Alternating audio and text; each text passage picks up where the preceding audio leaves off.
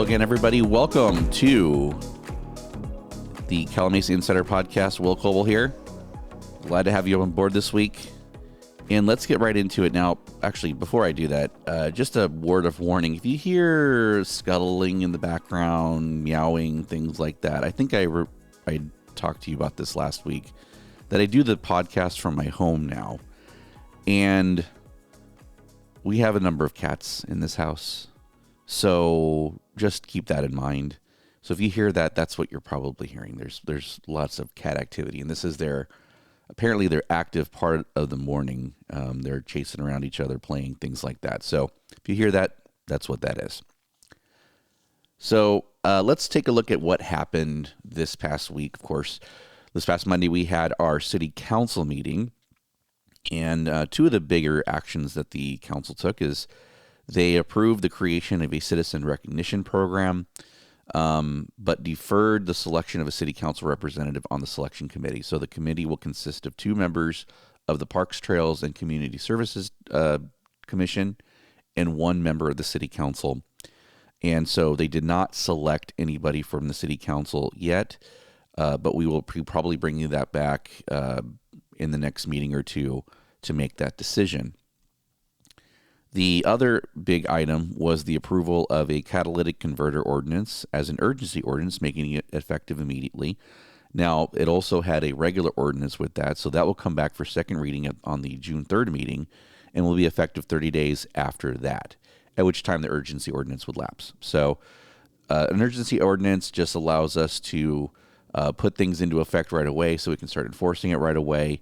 And then we still follow the regular process, because otherwise the earliest that the new ordinance could be in effect would be July 3rd. So we want to make sure it gets into effect before that.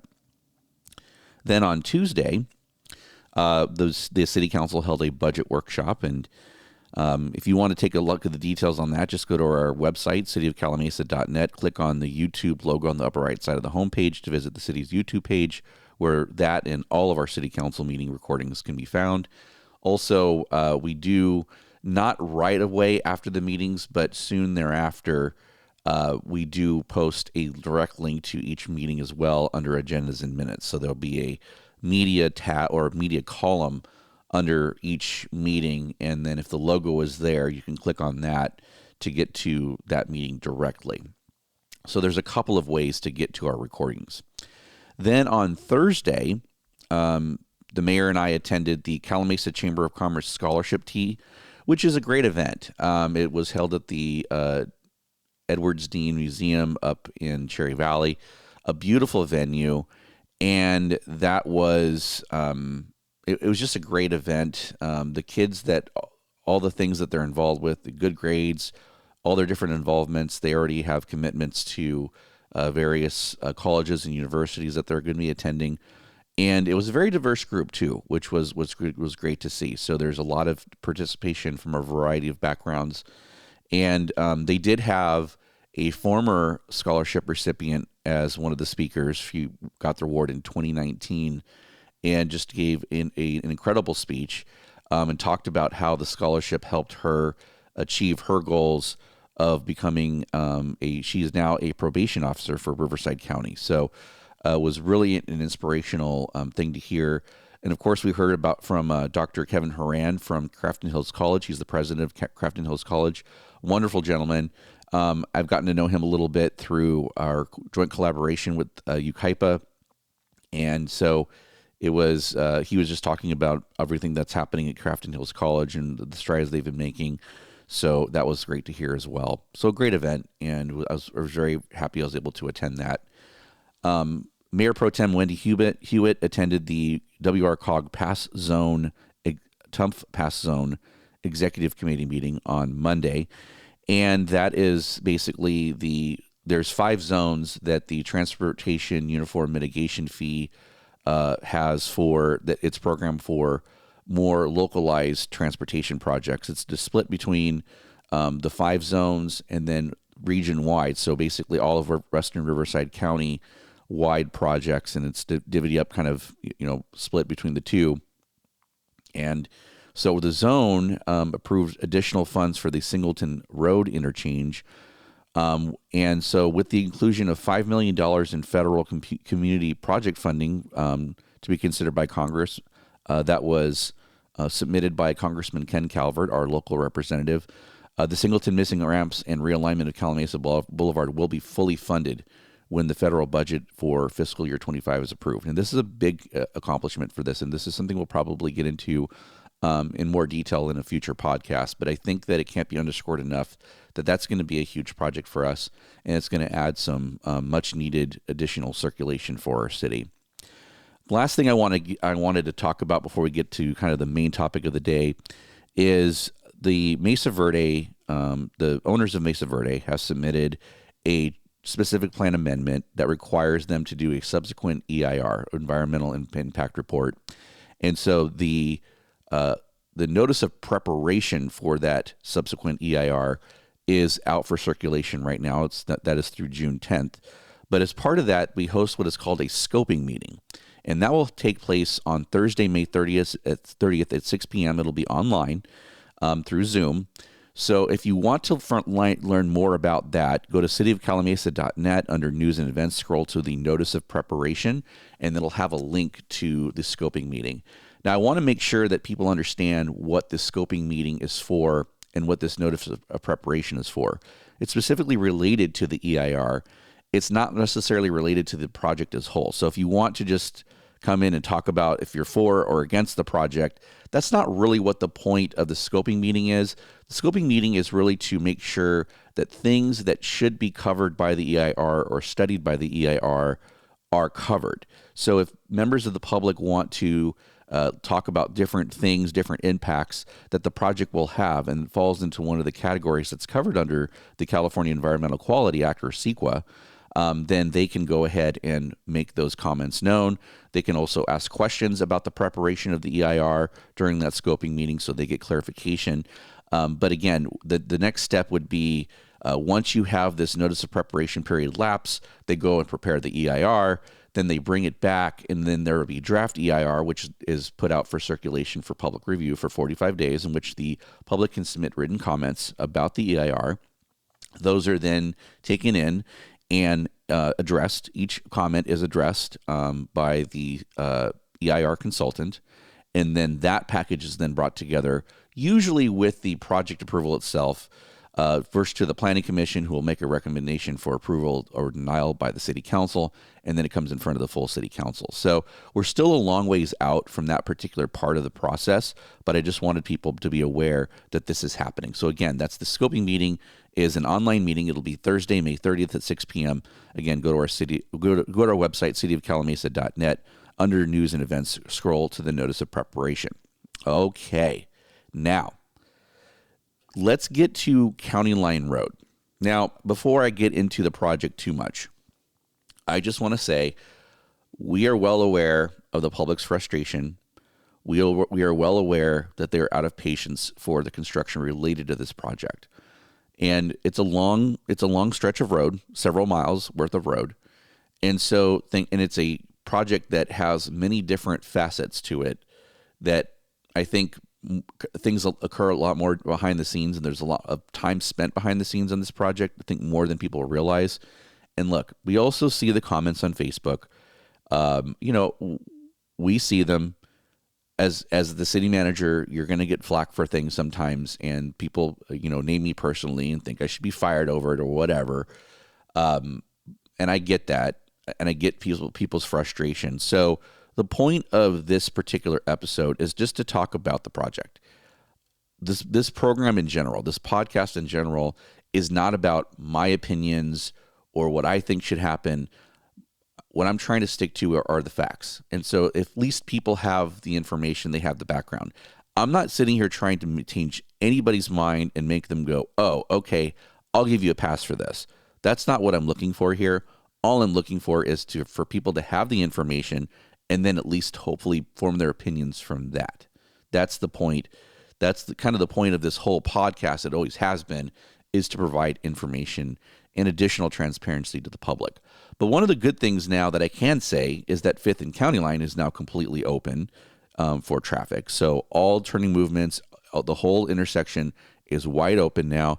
The pavement's not finalized. We had to make some repairs before we opened it, but it's not finalized. So what you're seeing is not the final configuration, and we'll get to what that all looks like as we go along here.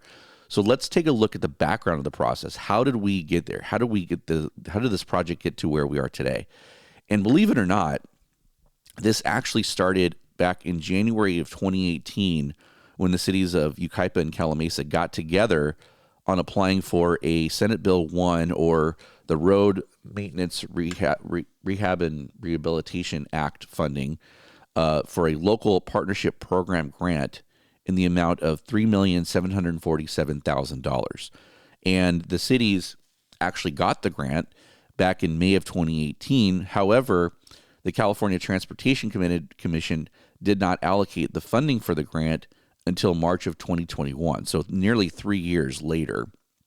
And then in the meantime, in March of 2018, the cities entered into a fair share agreement after Yucaipa, secured an active transportation program grant, or ATP grant, for $872,000, and a mobile source reduction committee grant, which is MSRC, that was for $380,000. And the agreement included all the segments of the County Line Road project. So those were more, when you look at active transportation program grants, that's usually sidewalks, curb and gutter, bike lanes, things like that. And that work was completed, actually, a lot of that work was completed in 2019. And then in November of 2020, in anticipation of the grant being actually funded for the LPP grant, which is the Local Partnership Program, LPP for short, that was approved by the cities in November of 2020. And this covers items that are not covered on the 2018 agreement, namely the roundabouts. So again, a lot of the project was, that original fair share agreement covered pavement, it covered bike lanes, and it covered different things like that. But there still needed to be additional funding, which is what the LPP grant was used for. So you have 3 different sources of outside funding, in addition to the cities having to cobble together their local matches, because a lot of these grants don't fully fund a project. They're usually a match. It's usually 20% at a minimum, sometimes more depending on the program. So once the money from the LPP grant came through in March of 2021, the grant requires that a contract must be awarded within 12 months of allocation. So that means that by March of 22, we had to have entered into an agreement or a contract for construction. And then after that award happens, the cities have up to 36 months to complete construction. So in August of 2021, the bidding closed on the project. And Calamasa is the lead, by the way, on that LPP grant. And that complicates things too. So you have 2 of the grants that are administered by Yucaipa, one of which, or the bigger grant, is administered by Calamasa. We received 2 bids for improvements of $10.7 million and $11.7 million. The construction budget was $7.5 million. So those bids were rejected, and the project had to be rescoped. And so some of the items that were higher than expected included the Portland cement concrete for roundabout islands, asphalt concrete pavement, catch basin filters, lighting, South Mesa Water Company water system modifications, and landscaping, including tree replacement. So the project was rescoped to reduce cost. Some of the things that we did to reduce the scope included pavement section redesigned to utilize existing asphalt to be removed for aggregate base, deleting landscaping, including tree replacement, deleting roundabout monumentation and signage, and deleting lighted crosswalks. So in February of 22, the contract was awarded to Roadway Engineering Construction for $8.2 million, who was the lowest of 5 bids. So now that's where we are right now. And so the project started in earnest shortly thereafter that. Since then, roundabouts have been completed at Bryant, California Street, 2nd Street, and now 5th Street. So the question, we get several questions about this project. I mean, besides why does it taking so long? And we'll kind of get into that. A lot of the delay has to do with 5th and County Line Road and what happened there. So we'll get to that in a second. But the other question we get a lot of is, why roundabouts? We hate roundabouts. This is stupid. Why do we do it this way? Why roundabouts? Well, the IIHS, the insurance, which is the Insurance Institute for Highway Safety, has a paper about roundabouts. And so I think it's important to kind of put it into context as to why we did this. So first of all, roundabouts do at the intersections require more space in the immediate vicinity of the intersection compared to traditional intersections. Although the options that we had here probably would have been more than offset by if we had done the alternative. But because roundabouts can reduce delays in queue lengths, they require less space on the approaching roads than comparable intersections controlled by stop signs or traffic signals. Now, County Line Road is a major arterial that serves both Calimesa and Yucaipa. And with our growth in our towns, we needed additional capacity. So the ways you could do it are, the traditional way would have been to just expand the road, widen the road to 2 lanes in each direction, add traffic signals at each of those intersections that where roundabouts are now. One already had one, by the way, at 5th and County Line, and that's, something to keep in mind.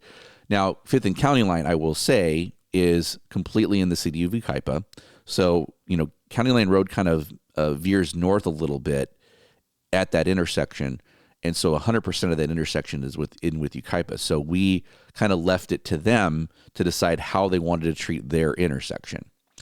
So if we had to widen County Line Road, we would have had to do a lot more right-of-way takings in front of all the houses that line, all the houses and businesses that are along County Line Road. And we don't want to take people's property if we don't have to. It's a last resort type of thing. Eminent domain is one of the hardest things to do, both just the steps, there are a lot of steps to it. It's a very expensive process. But more than that, we don't want to be in the business of taking people's property. It just is not something we want to do. We're human beings too, and we wouldn't want that to happen to us. So the roundabouts, because they increase throughput at the intersections, it actually overall increases the capacity for the road, and therefore we can actually meet the demand with the roundabouts without having to widen the roads, therefore minimizing the amount of right-of-way we have to take. It usually just comes down to the intersections themselves. So that's one of the big reasons that we went with roundabouts instead of, a more traditional type of project where we widen the roads. It would have also been a lot more expensive, more pavement, and more acquisition costs. The right-of-way does cost money too. And the more property you have to acquire, the more expensive a project becomes. And so the project probably becomes not feasible anymore from a financial standpoint. Also, roundabouts actually are, believe it or not, much more safe. Studies of intersections in the United States converted from traffic signals or stop signs to roundabouts have found reductions in injury crashes of 72 to 80% and reductions in all crashes of 35 to 47%. Now, this is a big thing to keep in mind because I think that, when you're driving down along an intersection, someone can make a left turn in front of you. They can broadside you if they run a red light at high speeds. So roundabouts actually are a traffic calming measure. You have to slow down to them. And we'll get to that in a second. Now, based on a 2004 study, 20 years ago, it's estimated that the conversion of 10% of the signalized intersections in the United States to roundabouts would have prevented approximately 51,000 crashes in 2018 alone, including 231 fatal crashes and about 34,000 crashes involving injuries, which is pretty amazing. Now, that's not to say that they are accident-proof. The accident rate does not get reduced by 100%, right? Now, despite the demonstrated safety, this is again according to the IIHS, Despite the demonstrated safety benefits of roundabouts, some crashes still occur. An IIHS study of crashes at 38 roundabouts in Maryland found that 4 crash types, runoff road, rear end, sideswipe, and entering circulation, accounted for almost all crashes. Another common crash type involved a vehicle colliding with the central island. Now, we've all seen them little memes, and those are cute. Oh my God, it's just going to become a launching ramp, and people are going to go flying all the time. Those pale in comparison, though, to T-bone type of accidents in signalized intersections, and and stop signs too. People blowing through stop signs, not seeing them, not paying attention, maybe drunk driving, things like that. But a lot of times those accidents that people are driving through, especially if they're driving impaired, usually end up being single vehicle accidents. And so they're not killing someone else, which is fortunate. And again, design features that encourage drivers to slow down are the key to optimizing roundabout safety. So that's signage, that's making sure that pavement markings are sufficient. That means there's sufficient lighting, things like that, to ensure that people know they're approaching a roundabout and to slow down accordingly. And that does help. Studies show that does help if signage is adequate. And if you've seen, especially at the new multi-lane roundabout at 5th Street, there's a lot of signage approaching that. So if you're paying attention, you should know what you're driving into. Another thing we talked about earlier is traffic flow benefits. A study of 3 intersections in Kansas, Maryland, and Nevada, where roundabouts replaced stop signs, found that vehicle delays were reduced 13 to 23%, and the proportion of vehicles that stopped was reduced 14 to 37%. A study in New Hampshire, New York, and Washington, where roundabouts replaced traffic signals or stop signs, found an 89% average in vehicle delays, and a reduction in vehicle delays, and a 56% average reduction in vehicle stops. And finally, another study in Kansas found a 65% average reduction in delays and 52% reduction in vehicle stops. Now, because roundabouts improve the efficiency of traffic flow, they also reduce vehicle emissions and fuel consumption. Installing roundabouts in place of traffic signals or stop signs has been found to reduce greenhouse gases by 15 to 40, anywhere from 15 to 45%. And constructing roundabouts in place of traffic signals or stop signs reduce fuel consumption by an estimated 23 to 34%. So again, this is, these are the primary reasons that we went with roundabouts to improve traffic flow on County Line Road. Now, again, a lot of people, when they see them, it's something new. They're not comfortable with things that are new. They're used to things the way they always were, right? People are very hard. It's very hard for people to get comfortable with things that are new to them, right? And we know that we have a larger senior population here. So, but the effects on older drivers actually, because they do have a disproportionate amount of fatal crashes at intersections, this actually will help with senior citizens. And so particular problems with older drivers at traditional intersections include left turns and entering busy thoroughfares from cross streets. Roundabouts eliminate these situations entirely because the traffic is moving in the same direction. So again, these are the reasons that roundabouts were selected. Whether or not you like them, I'm not trying to convince you to like them or not. I'm just giving you the facts. And we make recommendations based on fact. So the next question we get is, why did 5th Street take so dang long? Well, so let's look at what happened there. Construction at 5th and County Line began in March of 2023.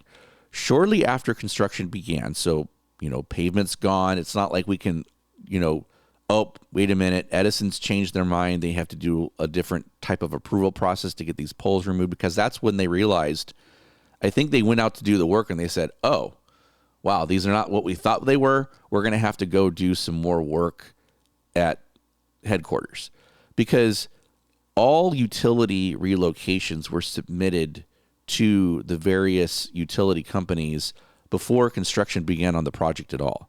So they were given this at least in early 2022. Because remember, the construction contract was awarded in February of 22. And so it wasn't until March of 23 that Edison realized that they needed to do a different process before they removed the poles. So, and all the other poles were removed in time. There was some other relocations along the project route because they were subject to a simpler process and the right process from the beginning. So it wasn't that the cities didn't submit this and didn't foresee that, oh, wait a minute, there's poles in the way. We need to get them removed. Call Edison. This was all coordinated well in advance. And quite frankly, Edison dropped the ball. So construction, but by the time we have the contractor there, it would cost us, number one, the road's already gone, so you might as well finish the work, right? And then the construction was done in early August, and then we get on the phone with Edison going, hey, when is this going to be done? We were told December. So we started thinking about, okay, how do we open the intersection temporarily? So we had that temporary configuration where it was one lane of traffic or one lane of traffic in each direction, and partially opening the intersection to certain movements and closing it to others because poles were in the way. We didn't want people doing, go-kart weaving through all these poles. It just wasn't going to create a safe situation. So Edison, though, did not complete their work of actually moving the lines underground until February. And then the communications companies had to follow in March. And then once all of the lines were removed from the poles, then they could remove the poles themselves, and that's what they did. And then once that was done, some of the pavement damage that was done by the undergrounding had to be fixed. There were other sections that were failing, so we repaired those before opening the intersection completely, and we finally opened it this last week. It was actually opened on this past Monday. So that's where we are with Fifth and County Line. It's open again, and again, that's just what happened. And whether you want to say that it was our fault for it's not opening it, and we're just trying to pass the buck on Edison, okay, fine. But at least you know that we're what I'm telling you is what happened, and if you want to have that opinion still, that's up to you. The speed bump at Bryant Street, that everyone calls it, I've heard people call it the launch ramp, things like that. It's temporary, and it's to direct water down County Line Road. And so that will be once the final cap, which we're going to talk about in a little bit, once that's done, then we will go ahead and remove that as part of the final cap process because it will no longer be needed. So what's left to do now with this project?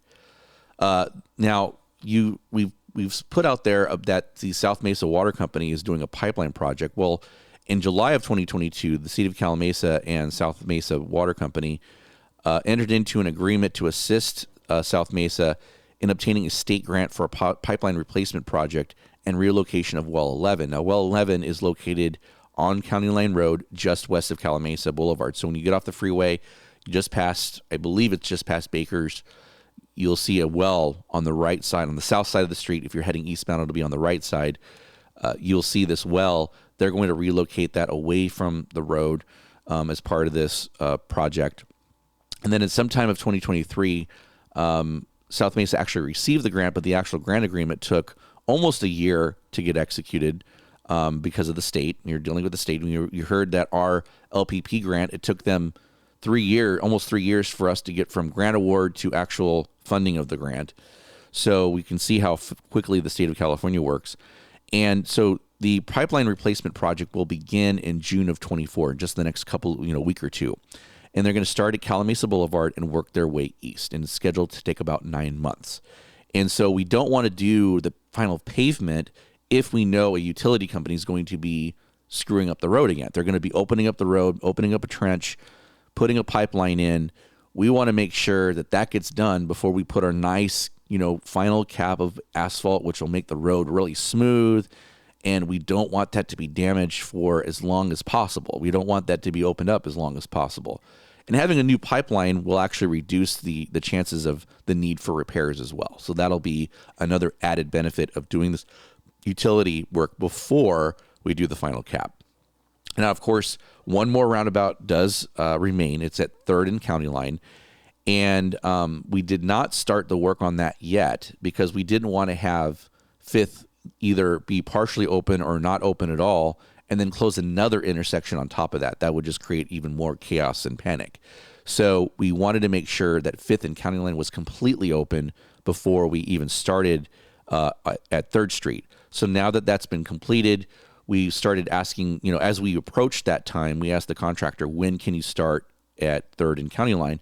And unfortunately, they will not be able to come out until September. Now, ideally, the South Mesa pipeline project will have passed through 3rd Street prior to the work beginning at the intersection.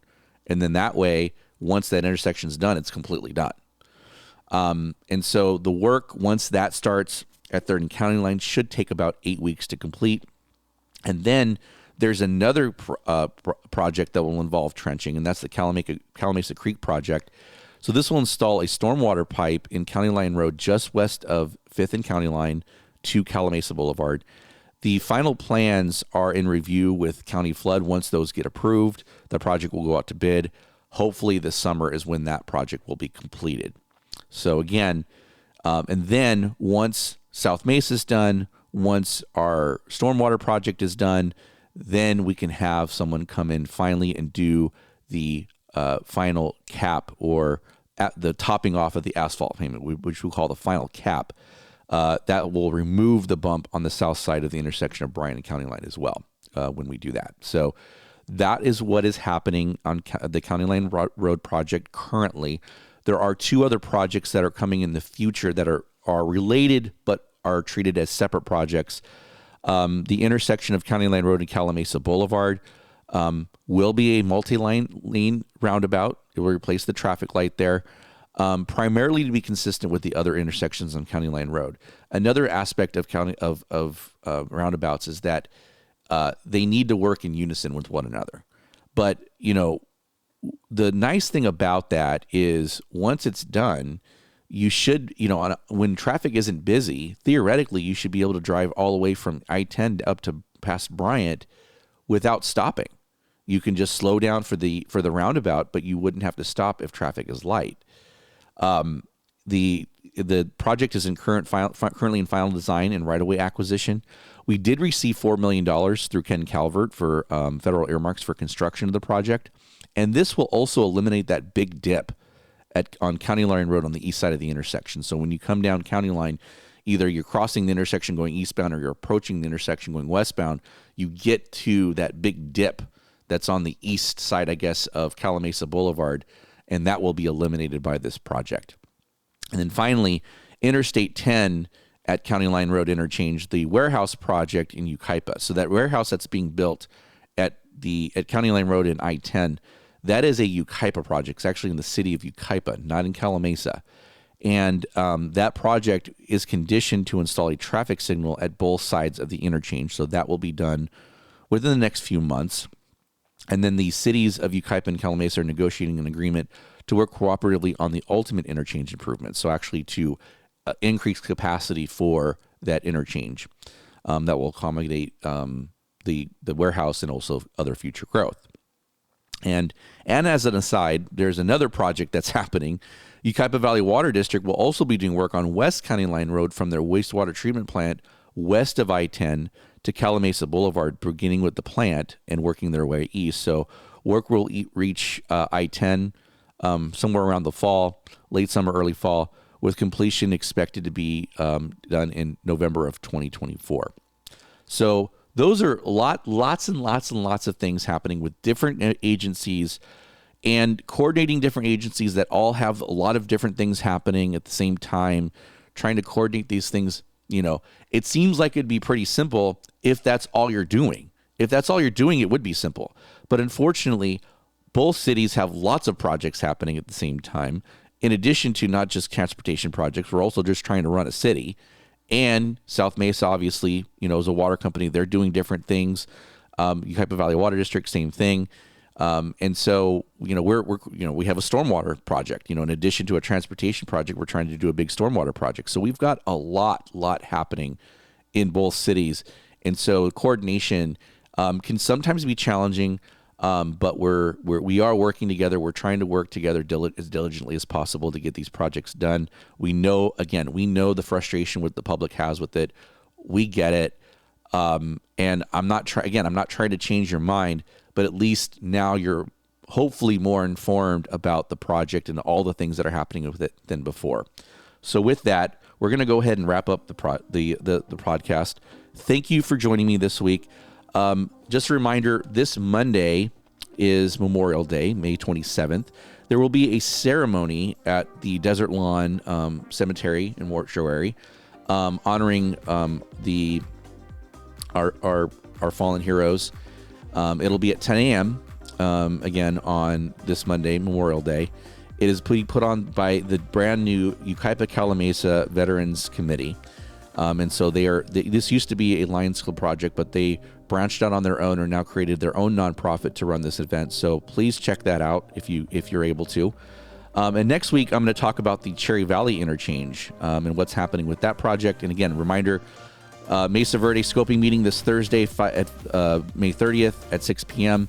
On the website, scroll to the notice of preparation under news and events.